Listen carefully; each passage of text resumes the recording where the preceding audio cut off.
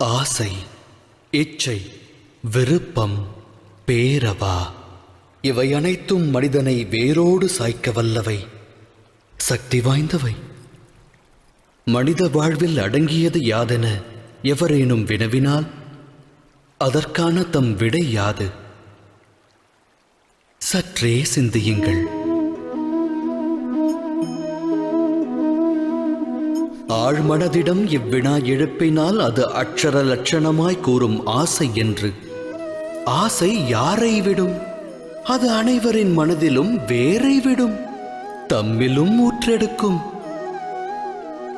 8 திக்கையும் வென்றவர் உண்டு, விண்ணையும் மண்ணையும் ஆண்டவர் உண்டு. ஆனால் ஆசை வென்றவர் அண்டத்தில் இல்லை. ஆசையெனும் மோகத்தை தேடுவதன் மூலம் அனைவரும் அலைவர் அல்லும் பகலும். எனினும் மோகம் என்னும் அக்கூட்டில்தான் ஞானமும் வாசம் செய்கின்றது. அது எவ்வாறு? துளிர்விடும் மானிட ஆசைகளுக்கு பக்குவம் அளிக்க ஞானம் என்னும் ஒளிக்கீற்றானது மானிடனது இதயத்திற்குள் பிரவேசிக்கின்றது.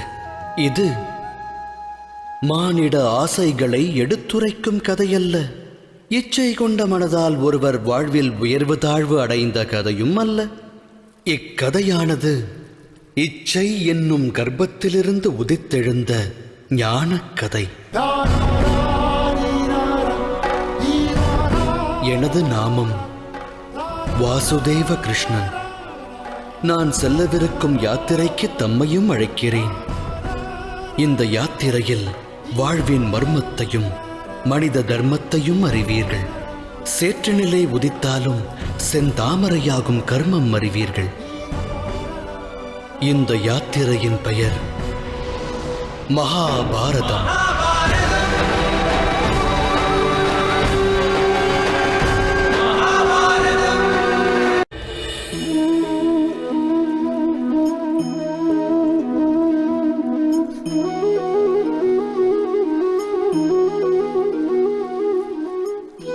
சந்ததியினர் சந்தோஷமாய் வாழ வேண்டும் என்பதே அகிலத்து பெற்றோர் அனைவரது அகத்திலும் உள்ள ஆசை. தம்மால் இவ்வுலகில் பிறந்த அவர்கள் அவரவர் கர்ம வினைப்படி எதிர்காலத்தை வரவேற்று எதிர்கொள்கின்றனர். வருங்காலம் நல்முறையில் அமைய வரும் ஒரு காலம் என வேண்டாதாரும் உண்டா? எனினும் சுகம் மற்றும் பாதுகாப்பு இவ்விரண்டும் அகிலத்தாரின் கர்மாவோடு தொடர்புடையதல்லவா?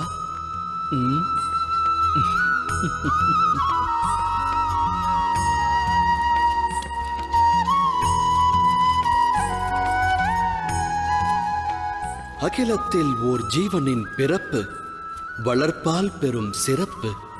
பெரும் சிறப்பு பெரும் சிறப்பாய் அமைய அவசியம் தேவை பரம்பொருளின் அரவணைப்பு. நல் வளர்ப்பு நல்லொழுக்கம் கொண்டவன் சரித்திரம் படைக்கிறான். தாய் தந்தையர் நல்லொழுக்கம் போதித்தால் சந்ததி சாதனை படைக்கும். எதிர்காலம் அவர்கள் சரித்திரம் பேசும்.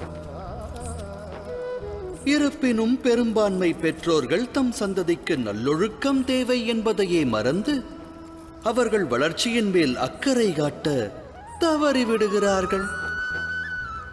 பெற்றவரின் அக்கறையை பெற தவறுபவர்கள் வாழ்வென்னும் நதியினில் நீந்தி கடந்து அக்கறையை எட்டுவதில்லை. நமது இந்த யாத்திரையில் சந்திப்போம் இரு தரப்பினரை. இது வென்றோர் வீழ்ந்தோர் கதை. இதில் அடங்கியுள்ளது பெரும் வம்ச விருட்சத்தின் விதை. நினைவில் பதியுங்கள் இதை.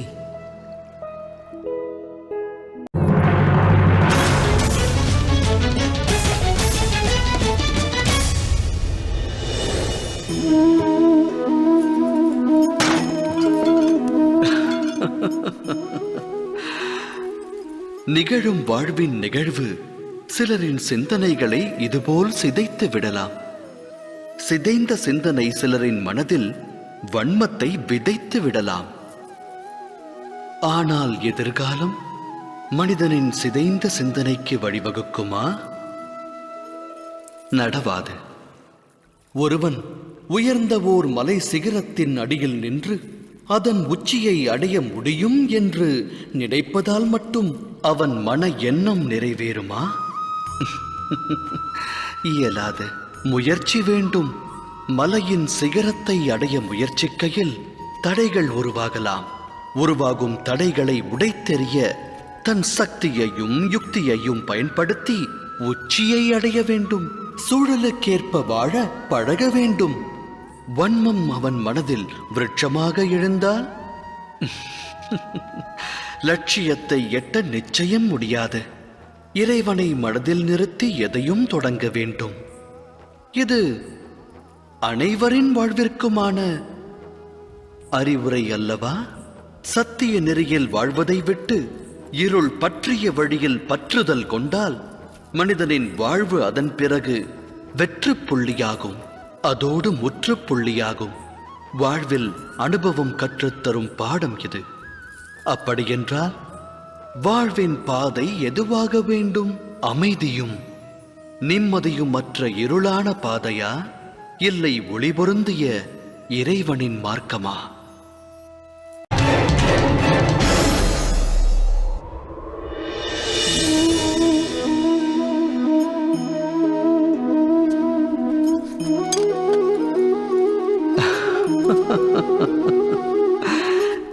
எதிர்காலத்திற்கான மறுபெயரே போராட்டம்.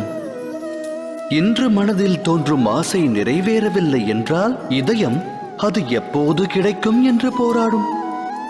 கனவு என்று நனவாகும் என்று மனம் சதுராடத் துவங்கும். எனினும் வாழ்வானது எதிர்காலத்திற்கும் உரியதல்ல, இறந்த காலத்திற்கும் சொந்தமல்ல.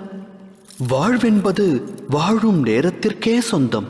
அதாவது நிகழ்காலத்தின் அனுபவம்தான் வாழ்வின் அனுபவம். மனித இனம் இதை அறிந்திருந்தும் சத்தியத்தை ஏற்க மனம் மறுக்கிறது. ஒன்று முடிந்தவை பற்றி எண்ணி மனிதன் மனம் நோகிறான். இல்லை, இனி நடக்கவிருக்கும் எதிர்காலம் குறித்தெண்ணி மனம் வேகிறான். இறுதியில் வாழ்வை தொலைக்கிறான். ஒன்றை உணர்ந்தால் நன்மை விளையும். நடக்கவிருப்பதை கணிக்க இயலாது. நடக்கப் போவதை உருவாக்கவும் முடியாது. நடப்பதனைத்தும் இனிமையானதென்று மகிழ்ச்சி கொண்ட மனதோடு வாழ்ந்து வருங்காலத்தை எதிர்கொள்ளலாம். நிகழ்வது முன்னரே நமக்கு தெரிந்தால் பின் வாழ்வில் சுவாரஸ்யம் ஏது? சிந்தித்து செயலாற்றுங்கள். ஈன்றவன் வினை அவன் ஈன்றவனுக்கு வாழ்வாதாரமாகும். குரோதம், பழிவாங்கும் உணர்வு இவை விளையும் இன்னல்களுக்கு அஸ்திவாரமாகும். தாய் தந்தையர் சந்ததியர் வாழ்வில் சந்தோஷம் சங்கமிக்க எண்ணுவர். ஆனால் சந்ததியர் வாழ்வு ஈன்றோர் கர்மத்தை அடிப்படையாக கொண்டது. அமிர்தத்தை வழங்க எண்ணலாம். அடிப்படை விதி தவறினால் அது ஆலகால விஷமாகும். தம் சந்ததியர் வாழ்வை தாம் எவ்வாறு உருவாக்கப் போகின்றீர்கள்? சந்ததியருக்கு ஆஸ்தியையும் அந்தஸ்தையும் ஞானத்தையும் வழங்கியிருப்பீர்கள். ஆனால் நல்லவை கெட்டவைகளை பகுத்தறியும் அறிவையும் புகட்டியுள்ளீர்களா? அவ்வறிவல்லவா சந்ததியின் கர்மத்திற்கு அடிப்படை. மானிடர் மானிடரோடும், சமுதாயம் சமுதாயத்தோடும், ராஜ்யம் ராஜ்யத்தோடும் போரிடுகிறது. இவை முன்னோர் வினைப்பயன் அல்லவா? குரோதம், மரணம், குருதிப்புணல் இவை அழிவை விதைக்கும் விதைகளாகும். அதை விதைத்தால் தாய் தந்தையர் சந்ததியருக்கு ஜனனத்தோடு மரணத்தையும் பரிசளிப்பதாகிவிடும். அன்பெனும் பிரகாசத்தோடு அழிவெனும் கார் இருளையும் வழங்குபவராவீர்கள். வழங்கிய இருள் அவனது வாழ்வையும் பீடிக்குமேயானால் அவனது சந்ததியினருக்கும் அப்பரிசையே அவன் வழங்குவான் அல்லவா? அன்பா அழிவா? சிந்தித்து செயலாற்றுங்கள்.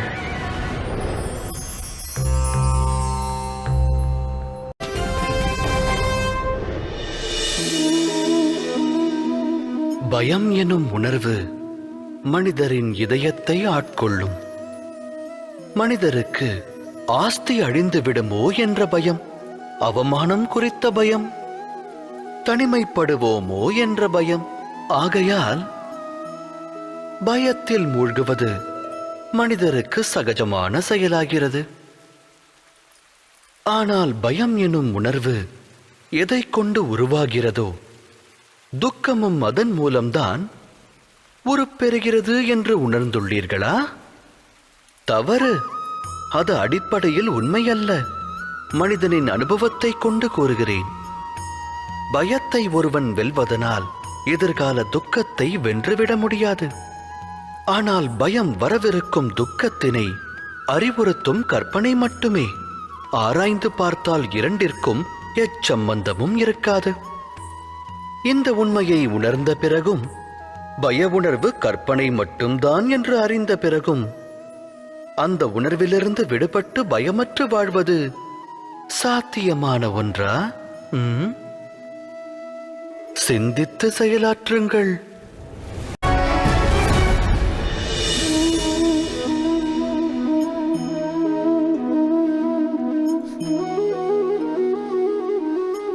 அகிலத்தில் வாழும் மனிதர் அனைவருக்கும் மனக்குறை என்பது அவசியம் உண்டு.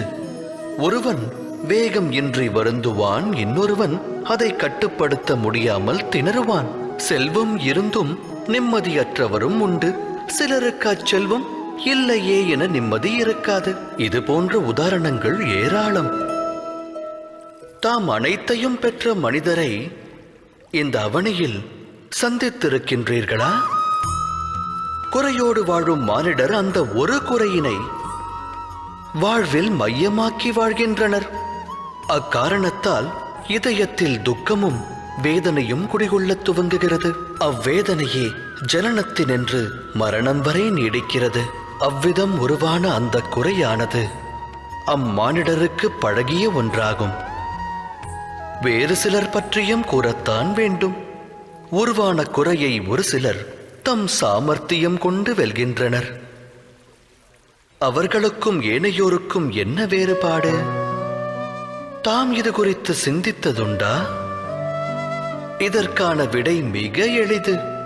எவர் குறையினை வென்று காட்டுகிறாரோ, தனது சாமர்த்தியம் கொண்டு அதை வீழ்ச்சியடையச் செய்கிறாரோ, அவர் அதை கடந்த நிலைக்குச் செல்கிறார். ஆக குறை ஏற்படுவது விதிப்பயனே. ஆனால் அக்குறையை மதிகொண்டு வெல்லும் மானிடர்தான் மதிக்கப்படுவார்கள். சிந்தித்து செயலாற்றுங்கள்.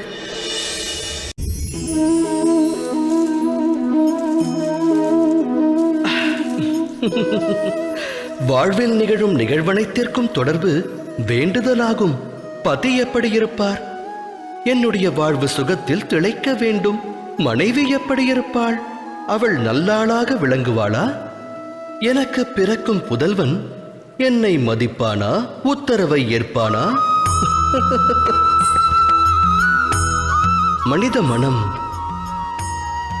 தனது வேண்டுதல் அனைத்தும் நிறைவேற்றுபவரிடத்தில் பரிபூரண மோகம் கொள்கிறது. அங்கம் கொள்ளும் ஆசை பங்கம் விளைவிக்கிறது. காரணம் என்ன? ஏனெனில் ஆசை என்பது மனித மூளையை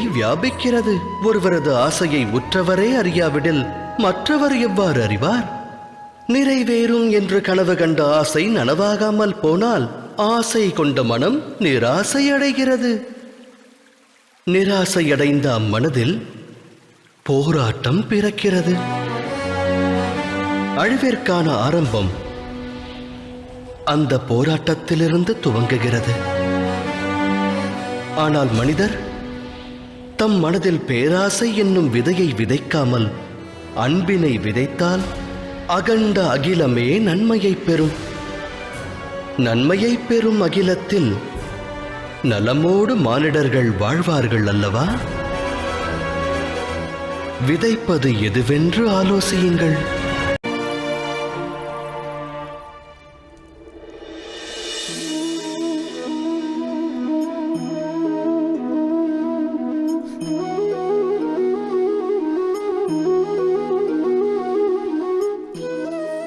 வாழ்வின் ஒவ்வொரு கட்டத்திலும் முடிவெடுக்கும் தருணம் உருவாகிறது. நடக்க வேண்டிய நிகழ்வுகளுக்காக முடிவெடுக்க வேண்டியது அவசியமாகிறது. அந்த முடிவும் தன்னுடைய தன்மையை வெளிப்படுத்துகிறது. மானிடர் தம் வாழ்வில் எடுக்கும் முடிவு 2 விளைவுகளை விளைவிக்கும். நன்மையையும் உருவாக்கும், அது தீமையையும் வாரி வழங்கும். அது வேறொருக்கும் சக்தி படைத்தது. இன்னல் ஒன்று தோன்றுகையில் மனமானது சஞ்சலம் அடைகிறது. வேதனை மனதை வியாபிக்கிறது. முடிவெடுக்க வேண்டிய தருணம் யுத்தமாகிறது. மனித மனமானது யுத்த பூமியாய் மாறுகிறது. இக்கட்டான சூழலை போக்கும் உபாயத்தை மானிடர் தேடுவதில்லை. மனதினை சாந்தப்படுத்துவதற்கே அவர்கள் முயல்கின்றனர். ஆனால் ஓடிக்கொண்டே உணவருந்த இயலுமா என்ன? இயலாது. யுத்த களமாய் மாறிய மனிதனின் மனதால் சுத்த முடிவை எடுக்க இயலுமா? ஒருவன் தன்னுடைய வருங்கால முடிவை அமைதியான மனதோடு எடுத்தால் வரும் காலம் சிறப்பாகிறது. அதே சமயம் மனதை அமைதியடையச் செய்ய வருங்கால முடிவை ஒருவன் எடுத்தால் அவன் வருங்காலம் புதிராய் மாறி முட்கள் நிறைந்த விருட்சமாகிறது. தாம் எடுக்க உள்ள முடிவு எது?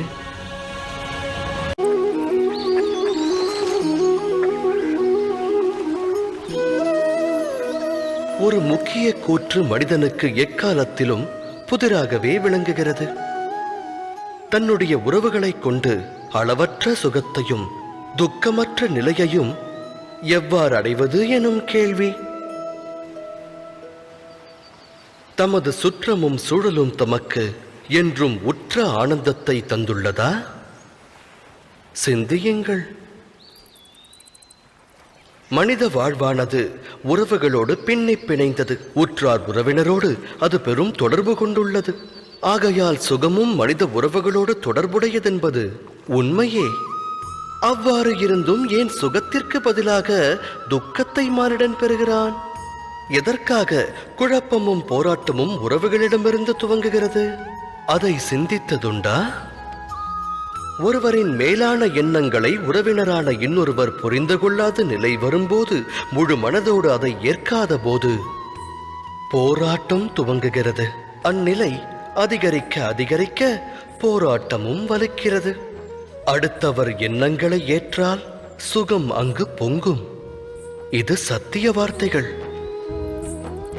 அலைபாயும் தனது எண்ணங்களுக்கு மனிதன் கடிவாளமிட்டு மற்றவர் மாற வேண்டும் எனும் பிடிவாத எண்ணத்தை விடுத்து அடுத்தவர் நலனுக்காக தன்னை மாற்றுவதற்கு முயற்சி மேற்கொண்டானேயானால் அதன் பிறகு அவன் உயிர்வினை பெறுவதோடு உறவுகளுக்கிடையிலும் ஆனந்தம் பெருகும். அந்த வகையில் சுற்றத்தாரை ஸ்வீகரிப்பதல்லவா சுகத்திற்கான மார்க்கம்? சிந்தித்து செயலாற்றுங்கள்.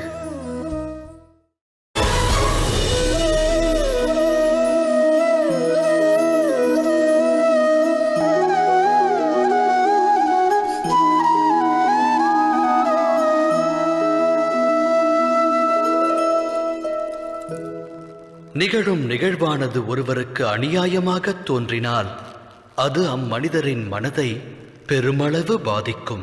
அகிலமே அம்மனிதருக்கு ஜென்ம விரோதியாக தோன்றும். அநியாயத்தின் பாதிப்பு எந்த அளவு பெருகுகிறதோ ஒரு மனிதருடைய மனமும் அதே அளவு விரோதம் கொள்கிறது.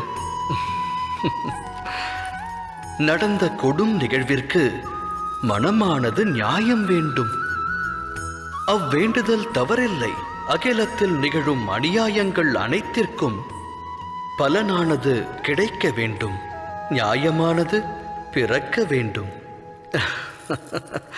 ஆனால் நியாயம் என்பதன் பொருள் என்ன?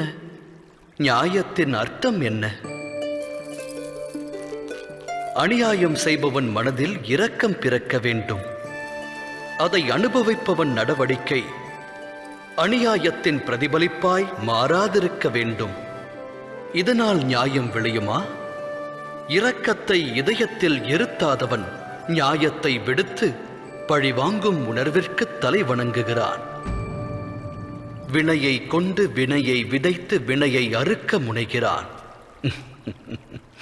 அநீதி என்னும் மார்க்கத்தில் சென்று அநீதி கொண்டே நீதி வழங்கத் துடிக்கிறான்.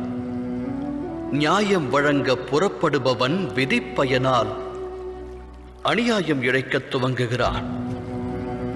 அநியாய கடலில் மூழ்குகிறான். நியாயம் பழிவாங்கும் உணர்விற்கிடையே சிறு வித்தியாசமே உள்ளது. அந்த வித்தியாசத்தின் பெயரே தர்மம். உண்மைதானே? சிந்தித்து செயலாற்றுங்கள். இரு மனமொத்து வாழ முயற்சி மேற்கொள்ளும் அக்கணம் அம்மனங்களுக்கிடையில் ஏற்படும் பரஸ்பரம். அப்பரஸ்பரம் பற்றி நாம் ஆராய்ந்தோமேயானால் அதன் அடிப்படை தத்துவம் விளங்கும். மனமானது மற்றோருக்கு வகுத்திருக்கும் ஒரு எல்லையை, விதித்த எல்லையை ஒருவேளை மற்றோர் கடக்க முற்பட்டால் அக்கணமே அவ்விடம் குரோதமானது உருவாகிவிடும். அந்த எல்லையின் பொருள் என்னவென்று தாம் சிந்தித்திருக்கிறீர்களா? ஒரு எல்லையை வகுத்து மற்றோரை நாம் முடிவெடுக்க அனுமதிப்பதில்லை. நம் முடிவை அவர்கள் ஏற்க வேண்டும் என்கிறோம். அதன் அர்த்தம் ஜகத்தில் அடுத்தவருக்கு எவரும் சுதந்திரம் தருவதில்லை. ஒரு மனதின் சுதந்திரத்தை பறித்தால் அவ்விடம் விளைவது என்ன? குரோதம், வேதனை அல்லவா? வகுக்கப்பட்ட எல்லை உடைக்கப்படும் போது வகுத்தவரின் மனமும் குரோதம் கொள்கிறது. நான் கூறுவது உண்மைதானே? ஒருவேளை மற்றோர் சுதந்திரத்திற்கு மரியாதை அளிக்கப்பட்டால் அதன் பிறகு எல்லை என்ற ஒன்றை வகுக்க வேண்டும் என்ற நிலை வராது. அவ்வாறு ஒரு நிலை உருவாக வேண்டுமெனில் மற்றோர் துன்பத்தை அனைவரும் உற்றார் துன்பமாக எண்ண வேண்டும். உதவி செய்யும் பாங்கை கொள்ள வேண்டும். சிந்தித்து செயலாற்றுங்கள்.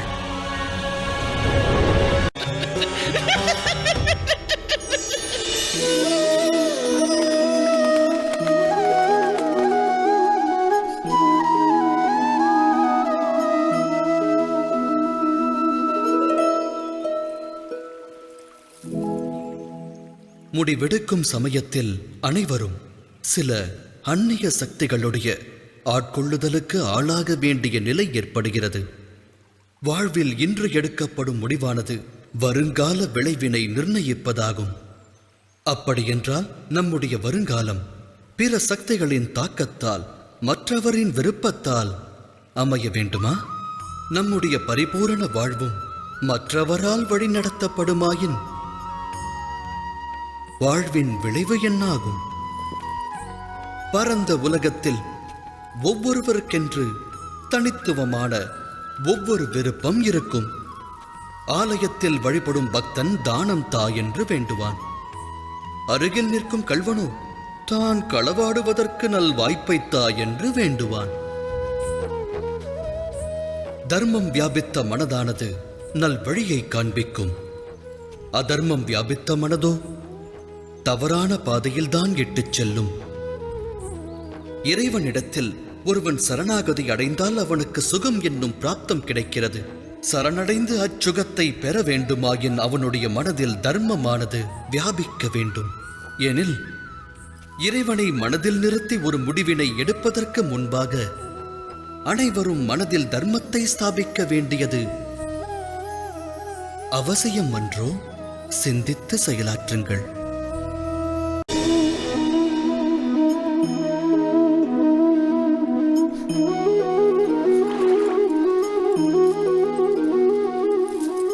ஈன்றவன் தன் புதல்வர்கள் சுகமாக வாழ வேண்டும் என்றே எண்ணுவான்.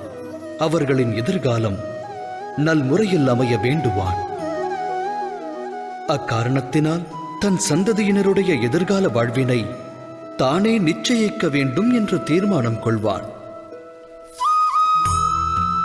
தந்தை எந்த பாதையை கடந்து வந்தானோ, எந்த பாதையில் கரடுமுரடான கற்களை கண்டானோ, தான் விழுந்தெழுந்து நடந்து வந்த மார்க்கம் எதுவோ அந்த மார்க்கத்தில் தான் மகனும் நடக்க வேண்டும் என்று வாரிசை ஈன்ற தந்தை எண்ணுவான்.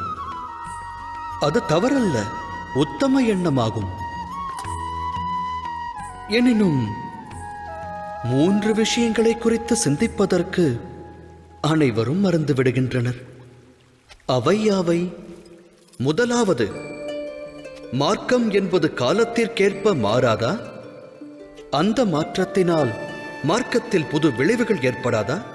அவ்வாறு இருக்க கடந்து வந்த மார்க்கமானது நிகழ்காலத்திற்கு ஏற்றதாகுமா? இரண்டாவது விஷயம், பெற்றோர்களுக்கு சந்ததியினர் முக்கியமானவர்களா?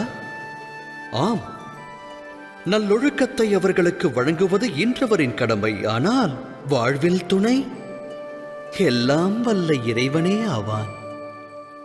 அவ்வாறு இருக்க தந்தைக்கு எவ்வழியில் வெற்றி கிட்டியதோ அதே வழியில் செல்வதால் பிள்ளைக்கும் வாழ்வில் வெற்றியானது கிடைத்து விடுமா? இறைவனே அறிவான். மூன்றாவது விஷயம், தடைகளை கடக்கும் அனுபவம் வாழ்வுக்கு நன்மையை தரும். வாழ்வை நல்வழிப்படுத்த அனுபவ பாடம் அவசியமாகும். எனில் ஈன்றவன் ஒருவன் தன் வாரிசை பிரச்சனை சிக்கல்களிலிருந்து விலக்கி வைப்பது புதல்வனுக்கு செய்யும் நன்மையா, இல்லை ஆபத்தை விளைவிப்பதா? சந்ததியரின் எதிர்கால வாழ்விற்கு உதவாமல் அவர்களின் சரித்திர வாழ்விற்கு உதவுவதே நன்மையை பயக்கும். அவ்வகையில் சந்ததியருடைய வாழ்வின் வழியை அமைக்க முற்படாமல் அவர்களுக்கு வாழ்வின் தடைகளை கடக்கும் சக்தியையும் மனோபலத்தையும் வாரி வழங்கினால் அது நல்வழியை காட்டாதா? சிந்தித்து செயலாற்றுங்கள்.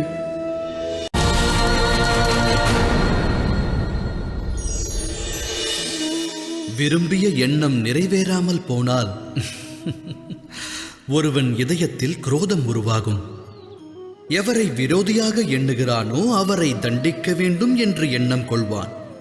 ஆனால் ஒருவரது எண்ணம் நிறைவேறவில்லை என்றால் அதற்கு இன்னொருவர் காரணமாக இருப்பார்களா? ஆசை நிறைவேறாமல் போக நிறைய காரணங்கள் உள்ளன.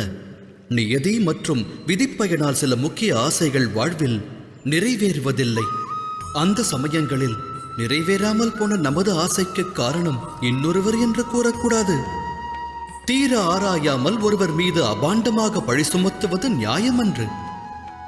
அது பழிவாங்குதல். நியாயத்தின் ஆதாரம் இரக்கம், கருணை.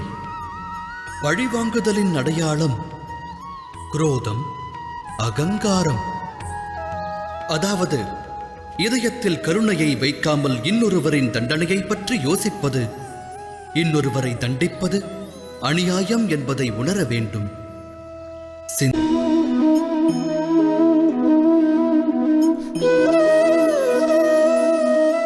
குல வழக்கத்தில் தர்மம் அடங்கியுள்ளது. தர்மத்தை காக்கவும் குல வழக்கமானது பேருதவியாயிருக்கிறது. அப்படியென்றால் குல வழக்கமே தர்மமாகுமா? சற்று சிந்தியுங்கள். உண்மை யாதெனில் கல்லில் எவ்வாறு சிற்பம் அடங்கியுள்ளதோ அதுபோல குல வழக்கத்தில் தர்மம் அடங்கியுள்ளது. இந்த கல்லிற்குள் சிற்பம் உள்ளது. ஆனால் இந்த கல் சிற்பம் அல்ல. சிற்பத்தை உருவாக்க உளி கொண்டு அதை செதுக்க வேண்டும். தேவையற்ற பாகங்களை அதிலிருந்து நீக்க வேண்டும். இந்நிகழ்வைப் போலவே வாழ்வில் ஒவ்வொருவரும் தர்மத்தை தேடி அறிய வேண்டும். அதைப் போலவே இந்திர பூஜையின் வழக்கத்தை விடுத்து கோவர்தன பூஜையின் தர்மத்தை அறியாவிடில் யாதவர்கள் முக்திக்கான மார்க்கத்தை அறிய மாட்டார்கள். அதாவது வழக்கத்தை முழுமையாக தியாகம் செய்பவன் தர்மத்திலிருந்தே விடுபடுகிறான். அதேபோல் வழக்கத்தை முழுமையாக கடைப்பிடிப்பவனும் தர்மத்தின் பிராப்தத்தை பெறுவதில்லை. இங்கிருக்கும் வண்ணப்பறவை விசேஷ சக்தி படைத்தது. பாலில் கலந்துள்ள நீரை விடுத்து பாலை மட்டுமே அருந்தும் சக்தி கொண்டது. உண்மையான தர்மத்தின் பிராப்தம் பெறுவதற்கு விவேகம் எனும் ஞானத்தை பெறுவது அவசியமாகிறது. அப்படி ஒரு ஞானத்தை பெறாமல் எது தர்மம் என்று ஏற்கப்பட்டதோ அது தர்மம் அல்லாமலும் இருக்கலாம். அதற்கும் வாய்ப்புள்ளதல்லவா?